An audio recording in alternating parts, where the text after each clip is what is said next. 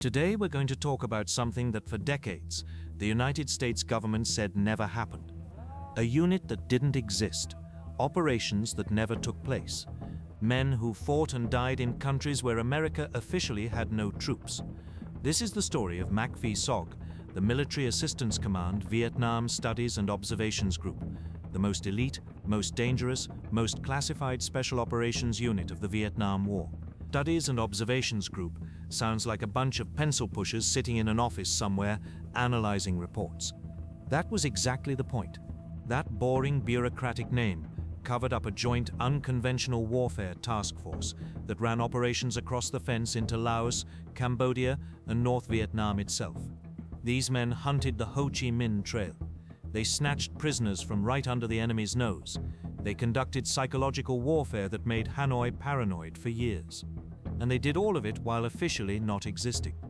It wasn't until 2001, over 30 years after the war ended, that SOG finally received the Presidential Unit citation. 30 years of silence. 30 years of veterans not being able to tell their families what they actually did over there. The CIA had been running covert operations for years, inserting agent teams into North Vietnam, conducting sabotage missions. But frankly, things weren't going well. The agency's programs needed military expertise, better training, and more resources than they could provide. On January 24, 1964, the Joint Chiefs of Staff activated SOG as a subsidiary command of MACV. But here's what made this unit different from anything else in Vietnam. SOG didn't really answer to MACV Commander General Westmoreland. The unit reported through something called SSER, the Special Assistant for Counterinsurgency and Special Activities, straight to the Pentagon, and ultimately to the White House itself. Westmoreland had no authority to conduct operations outside South Vietnam's borders. SOG did. The mission statement, as written in Annex A of the command history, was to execute an intensified program of harassment, diversion, political pressure, capture of prisoners, physical destruction, acquisition of intelligence, generation of propaganda, and diversion of resources against the Democratic Republic of Vietnam. In plain English, make life hell for Hanoi by any means necessary. Building this force didn't happen overnight. It took time to recruit the right people, establish forward operating bases, and figure out what worked and what got men killed.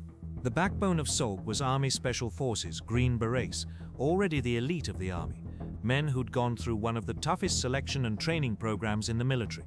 But SOG also drew Navy SEALs, Marine Force Reconnaissance, Air Force Air Commandos, and CIA personnel. This was Joint Special Operations before that term even existed. Colonel Clyde Russell served as the first commander, followed by Don Blackburn, a legend who'd led guerrilla operations in the Philippines during World War II. Then came Jack Singlaub, Steve Kavanagh, and Skip Sadler. These commanders shaped what SOG would become. Headquarters stayed in Saigon, but the real work happened at forward operating bases strung along the border regions. By late 1967, SOG had organized into 3 geographic commands: Command and Control, North based out of Da Nang, Command and Control Central at Kontum, and Command and Control South operating in the southern regions. Each command ran somewhat independently, deploying recon teams and exploitation forces based on their specific area of operations.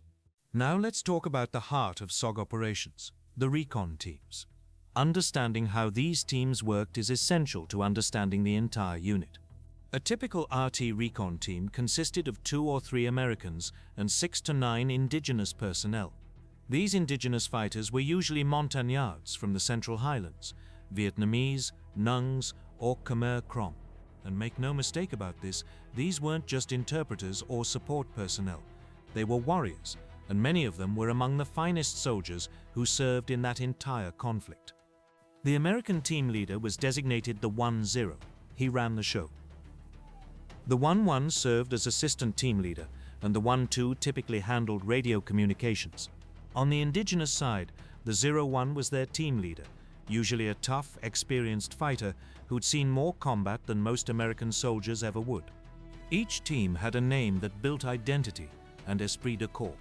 Command and Control North used poisonous snakes, RT ASP, RT Cobra, RT Viper. Command and Control Central used state names, RT California, RT Texas, RT Illinois, RT Alabama. Each team developed its own patch, its own reputation, its own legends. Going across the fence meant crossing into Laos or Cambodia to operate in denied territory. Operations into Laos were initially codenamed Shining Brass, then changed to Prairie Fire after 1968 when security was compromised. Cambodia operations started as Daniel Boone, later became Salem House. A typical mission worked like this. After receiving alert orders, the team would get briefed on the target area. They'd study maps and aerial photographs for hours, memorizing every ridge, every stream, every possible landing zone and extraction point. Then came rehearsals, practicing immediate action drills over and over. What to do when you step into an ambush, what to do when you make contact with a superior force, what to do when a helicopter gets shot up during extraction. Equipment was checked and rechecked until everything was second nature. Insertion usually came by helicopter. The Vietnamese Air Force flew H-34 King Bees, piloted by some of the bravest aviators of the war men, who'd fly into places nobody else would go. Sometimes American Hueys handled the insertion. Aircraft would fly nap of the earth below the ridgelines, trying to stay out of sight and sound as long as possible. The chopper would flare over the landing zone, and the team had maybe seconds to get off and disappear into the jungle. Then the aircraft was gone, and that small team was alone in Indian country. These weren't day trips. Some teams stayed out 10 days or more, moving through some of the most difficult jungle terrain on Earth. Progress was measured in meters, not kilometers. Every step could be the last, from a booby trap, a waiting ambush, or simply stumbling into an enemy bivouac area housing thousands of NVA troops. The Ho Chi Minh Trail wasn't a single path. It was a network, essentially a highway system running north to south through Laos and Cambodia, with arteries branching off into South Vietnam at various points. At any given time, there might be 40,000 or more NVA troops operating along it. The enemy had camps, truck parks, supply depots, field hospitals, the works. The job of SOG Recon teams was to find all of it, report the intelligence, and call in airstrikes to destroy what they'd found. SOG operators didn't carry standard army equipment. Everything had to be sterile, no American markings, no identification that could prove US involvement in neutral countries. They wore tiger stripe camouflage, like the South Vietnamese. No dog tags, no American unit patches. If a man was captured or killed, Washington could deny he was ever there. The primary weapon was usually a Kar-15 or XM-177, shorter, lighter versions of the M16, easier to maneuver in dense vegetation. But SOG allowed tremendous flexibility. Some carried captured AK-47s so the sound signature wouldn't mark them as American. One man named Robert Graham carried a 55-pound compound bow with razor-tipped arrows and actually used it in combat. Radios were life itself. The PRC-25 kept the team connected to Covey aircraft and the lifeline of air support. Lose communications and you were truly alone. Now here's a term that needs explanation. Prairie fire emergency. When a team got compromised, when the enemy knew exactly where they were and was closing in from multiple directions, they could declare a prairie fire. That call went out over the radio and summoned every available aircraft within hundreds of miles. Fixed-wing, helicopters, fighters, bombers, whatever could get there fastest. Because when a six-man team found itself surrounded by an NVA battalion, they needed everything available just to have a chance of getting out alive. The Covey, a forward air controller flying an O-2 or OV-10 aircraft, would orbit overhead directing all those assets onto targets. Often there was a Covey rider aboard, a former SOG Recon man who understood exactly what the team on the ground was facing and could communicate that reality to the pilots. Some of the most desperate battles of the entire Vietnam War happened during prairie fire emergencies, situations where the odds were 100 to 1, sometimes 1,000 to 1. On Thanksgiving Day 1968, a six-man team found itself facing an enemy force estimated at 30,000. These weren't rare occurrences. This was what SOG teams dealt with regularly. The North Vietnamese weren't fools. They learned and adapted. Early in SOG's existence, the enemy didn't know how to effectively counter small recon teams operating deep in their rear areas. But as operations expanded and the threat became clear, Hanoi developed specialized units specifically to hunt these teams. The Dak Cong, North Vietnamese commandos, trained as counter-recon forces. They studied SOG tactics, patterns, and extraction procedures. The enemy would position tracker teams to follow a SOG team's trail from the moment of insertion. They'd set up blocking forces around likely landing zones to catch teams during extraction. They'd booby-trap approaches to clearings, hoping to spring an ambush before the Americans even knew they were being stalked. The NVA got so effective at detecting insertions that sometimes they'd have forces in position within minutes of a team landing. That's why SOG developed strict rules. Never use trails. Never eat American food before a mission. The smell could give you away. A professional NVA tracker could literally smell the difference in a man's waste products based on what he'd been eating. The cat-and-mouse game grew deadlier every year, but SOG adapted too, constantly changing tactics through hard experience. The cost of all this needs to be stated plainly. SOG reconnaissance teams had a casualty rate that exceeded 100%. Think about what that means. Everyone who served in the operational units was wounded at least once. Roughly half were killed. When a man volunteered for SOG, he understood he was going to earn either a Purple Heart or a body bag. Often both. Entire teams disappeared without a trace. 18 complete teams, that's over 100 men, simply vanished in Laos, never heard from again, never returned after the war ended. Of the 58 SOG men listed as missing in action in Laos, only one ever came back, Charles Wilklow, who managed to escape captivity after being staked out by the NVA as human bait to lure in rescue forces. Despite these terrible losses, or perhaps because the men knew the stakes and fought accordingly, SOG achieved the highest kill ratio in United States military history.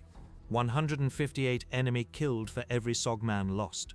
These small teams forced Hanoi to divert an estimated 40,000 troops, 4 full divisions, to rear security missions along the trail, instead of fighting in South Vietnam. Interrogated prisoners later revealed that their greatest fears were B-52 strikes and SOG commando teams operating in their rear areas. SOG provided roughly 75% of all American intelligence gathered on the Ho Chi Minh Trail. Not from spy satellites or electronic intercepts, from men on the ground watching truck convoys roll past, tapping enemy telephone lines, snatching prisoners for interrogation, stealing documents from enemy headquarters. But reconnaissance was just one element of what SOG did. When a recon team found a target too significant to just observe and report, or when a team got in trouble and needed rescue, heavier forces were available. Hatchet forces were platoon-sized elements, consisting of 5 Americans and about 30 indigenous troops.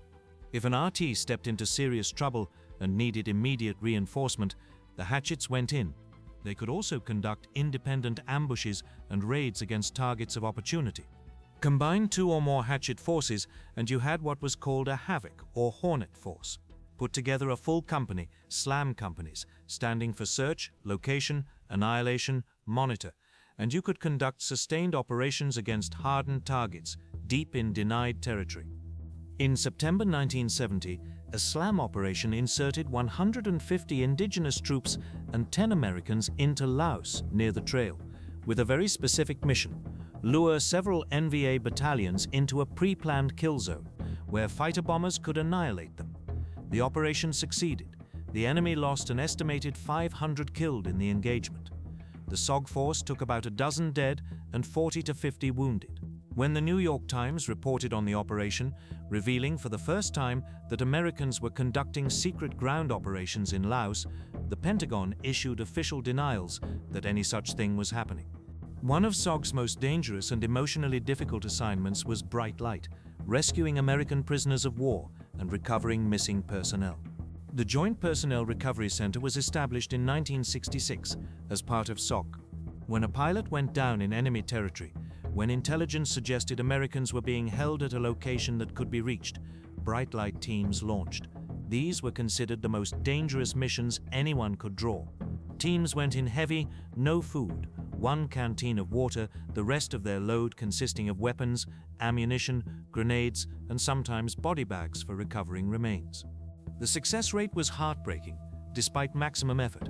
SOG tried desperately on mission after mission. Bright Light operations freed hundreds of South Vietnamese prisoners over the years. But successful American rescues were few.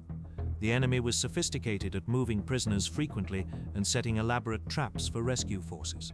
One of the most famous rescue attempts, Operation Ivory Coast, the Son Tay raid conducted in November 1970, had deep connections to SOG, even though it wasn't run through SOG's chain of command.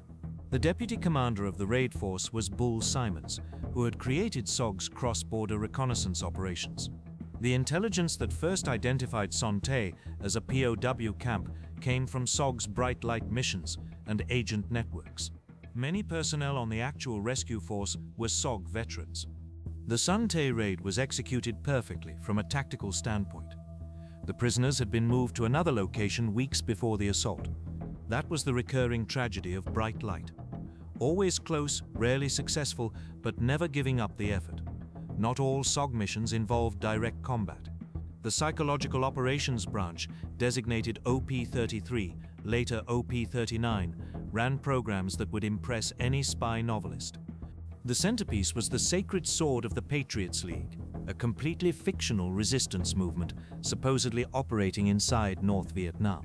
SOG's naval arm would intercept North Vietnamese fishing boats and bring selected fishermen to a prepared island off Da Nang. The fishermen were told they were still in the north, guests of the SSPL, a patriotic group opposing Hanoi's policies. For 2 weeks they ate well, received medical attention, and were subtly indoctrinated.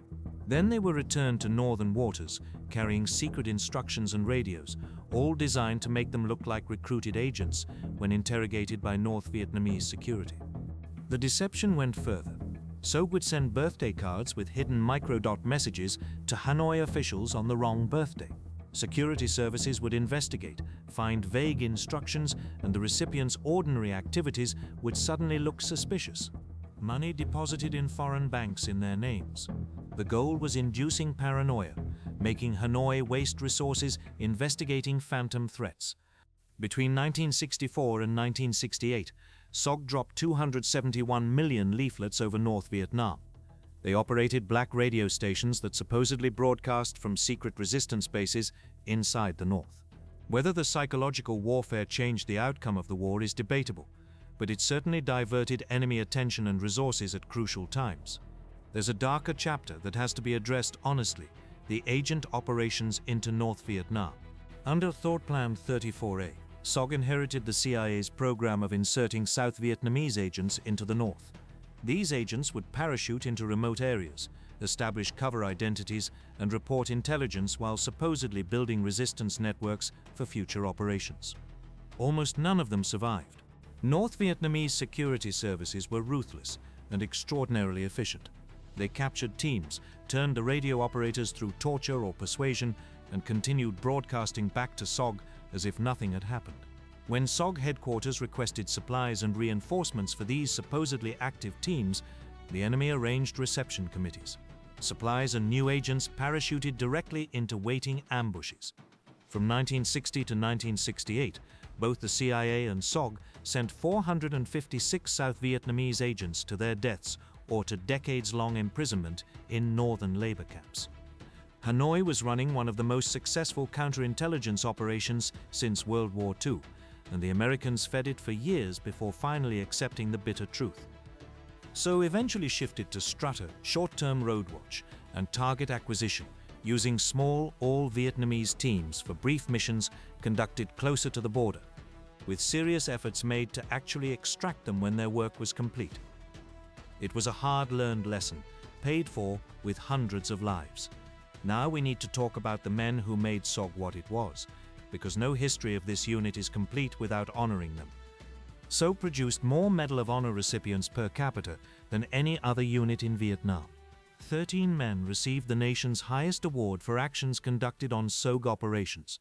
Roy Benavides was already something of a legend before joining SOG.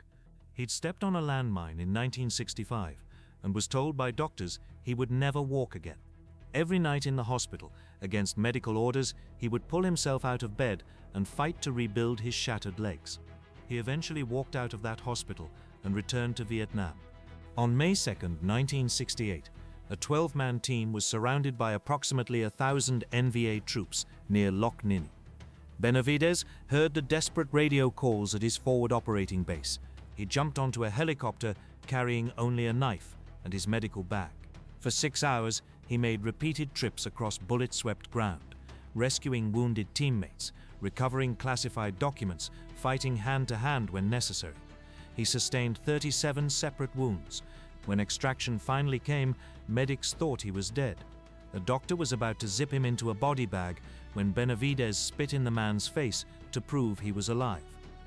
John Kadenberg earned his Medal of Honor on June 13, 1968, leading his team out of an enemy encirclement in Laos. When extraction helicopters finally arrived at the landing zone, one of his indigenous team members, who had become separated during the initial fighting, suddenly appeared at the clearing. Kadenberg immediately gave up his place on the extraction rope to that man and directed the helicopter to leave. He stayed behind to provide covering fire and was killed fighting against overwhelming numbers. His body was never recovered. Robert Howard received the Medal of Honor for actions on December 30, 1968, but that was just one of several nominations. Howard served 5 tours in Vietnam with SOG, was wounded 14 times, and received 8 Purple Hearts along with his Medal of Honor and Distinguished Service Cross. These weren't exceptional outliers, they were representative of the men in SOG. This story cannot be told properly without honoring the Montagnards, the Nungs, the Khmer Krom, and the Vietnamese who served alongside the Americans. The Montagnards, mountain tribal people of Vietnam's Central Highlands, became some of SOG's finest warriors. Their tribal territories crossed into Laos and Cambodia, giving them unique knowledge of terrain no American could match. They fought with incredible loyalty. When the war ended, many were abandoned to communist retribution. The Nungs were ethnic Chinese, professional soldiers whose families had been fighting for generations. Tough, reliable, fearsome in combat.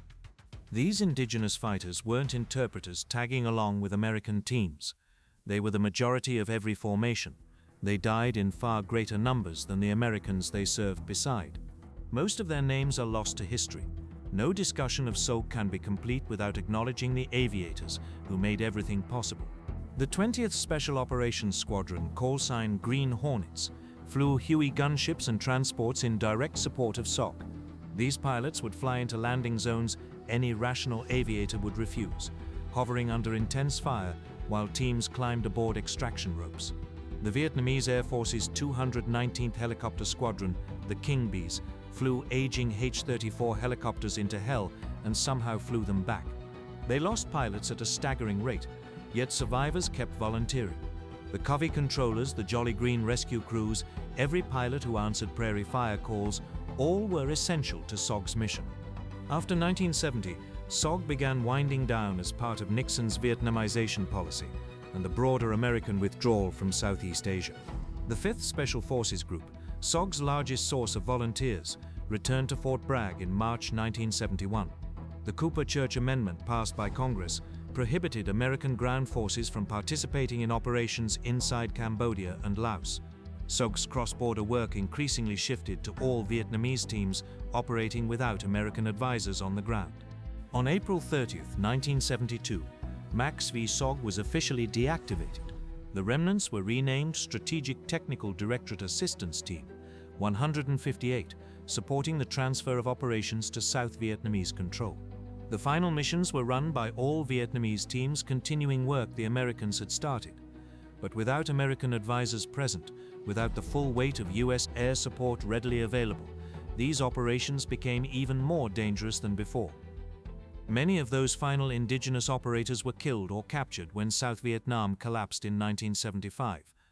The war continued for 3 more years after SOG's deactivation, until Saigon fell. By then, SOG existed only as a classified memory that its veterans were forbidden to discuss publicly. For decades, SOG remained buried in classified archives. The men who served couldn't talk about what they'd done. Their families never knew. The country they'd served never acknowledged their existence or their sacrifices. In 1990, the Senate Select Committee on POW/MIA Affairs finally declassified much of SOG's history. The books started appearing. In 2001, almost 30 years after deactivation, MACV SOG received the Presidential Unit Citation at a ceremony at Fort Bragg that brought together hundreds of veterans to finally receive public recognition. The citation noted SOG members had received more than 2,000 individual awards for valor, more per capita than any unit its size. Today's Special Operations Forces owe an enormous debt to what SOG pioneered. The first commander of Delta Force was a SOG veteran. The Joint Special Operations Task Force concept driving modern counterterrorism came directly from SOG structure. The techniques of small team reconnaissance, the tactics for operating deep behind enemy lines, the integration of air with ground, all pioneered by SOG operators learning through hard experience. Bull Simons went from commanding SOG's ground operations to leading the Son Tay raid to attempting the rescue of American hostages in Iran. The lineage runs in an unbroken line from those jungles to today's special operators. About 2,000 Americans served in SOG's operational units during its 8 years. Out of 2.4 million Americans who served in Vietnam, that's a tiny fraction. But those men, alongside their indigenous brothers, accomplished what entire divisions could not. They took the war directly to the enemy in his sanctuary areas. They made him afraid to move freely in what should have been safe rear areas. They gathered intelligence that shaped strategy at the highest levels, and they paid for every mission in blood. Many never came home. Those who survived couldn't tell anyone what they'd done for decades. SOG veterans are still alive today.